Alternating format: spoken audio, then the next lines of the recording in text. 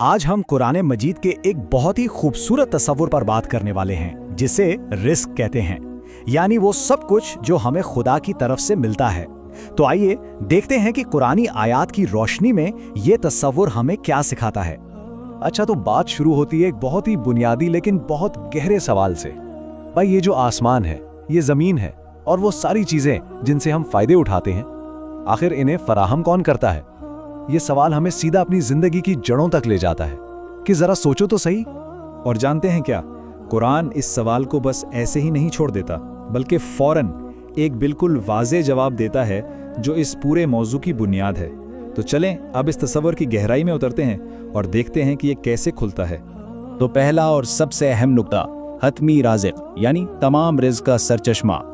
یہاں یہ بات سامنے آتی ہے کہ بھائی، زمین پر چلنے والا کوئی بھی جاندار ہو، چاہے وہ کتنا ہی چھوٹا کیوں نہ ہو، اس سے لے کر انسان تک ہر ایک کا رزق پہلے سے طے شدہ ہے، اور یہ سب کچھ ایک کتاب مبین یعنی ایک واضح ریکارڈ میں لکھا ہوا ہے۔ اس سے اندازہ ہوتا ہے کہ یہ پورا نظام کتنا منظم اور کتنا جامع ہے۔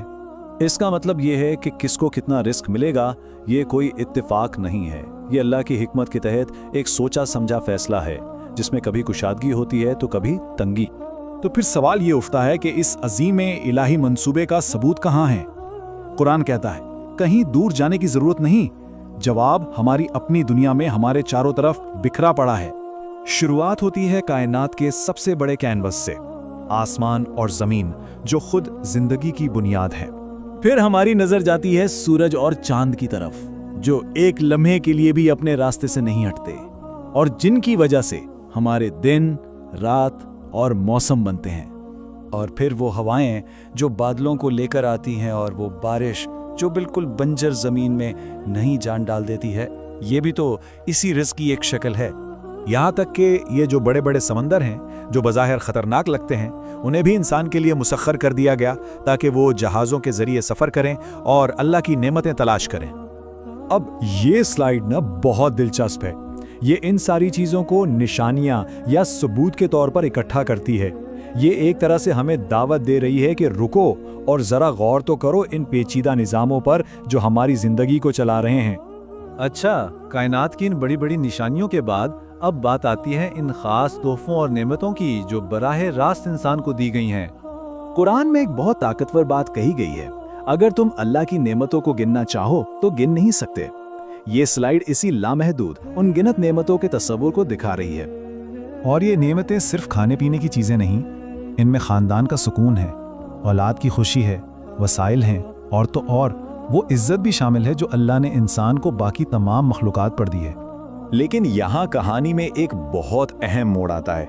قرآن یہ واضح کرتا ہے کہ یہ تمام نعمتیں صرف لطف اندوز ہونے کے لیے نہیں ہیں، بلکہ یہ انسان کے کردار اور اس کی شکر گزاری کا ایک ٹیسٹ ہے، ایک آزمائش ہے۔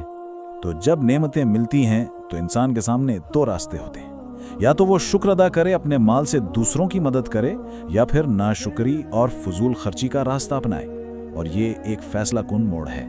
اور پھر قرآن انسانی فطرت کی کمزوری کی طرف بھی اشارہ کرتا ہے کہ اکثر انسان نعمتیں ملنے پر بہت جلدی دینے والے کو بھول جاتا ہے اور ناانصافی اور ناشکری پر اتر آتا ہے۔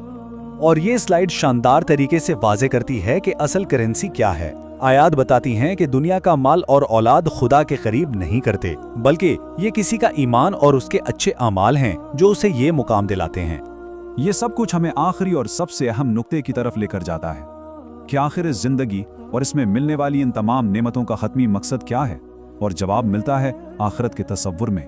یہاں دنیا کی زندگی کو ایک کھیل تماشے جیسا کہا گیا ہے، یعنی ایک عارضی چیز، جبکہ اصل اور ہمیشہ رہنے والا گھر آخرت کی زندگی کو قرار دیا گیا ہے۔ زندگی کا یہ پورا سفر، تخلیق سے لے کر رزق، پھر موت اور پھر دوبارہ جی اٹھنا، یہ بات بالکل صاف کر دیتا ہے کہ ہمیں جو رزق مل رہا ہے وہ منزل نہیں ہے، وہ تو اس بڑے سفر کا ایک حصہ ہے اور ایک امتحان ہے۔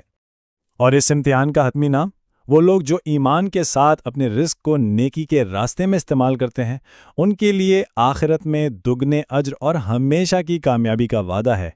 اور اس طرح ہمارا یہ سفر وہیں آ کر ختم ہوتا ہے جہاں سے شروع ہوا تھا، ایک سوال پر۔ رزق کی تمام نشانیوں اور اس کے مقصد کو سمجھنے کے بعد یہ آخری سوال ہمیں گہرائی سے سوچنے پر مجبور کرتا ہے کہ کیا پیدا کرنے والا اور وہ جو کچھ بھی پیدا نہیں کر سکتا برابر ہو سکتے ہیں؟ یہ ایک ایسا سوال ہے जिसका जवाब हर एक को अपने अंदर ही तलाश करना है।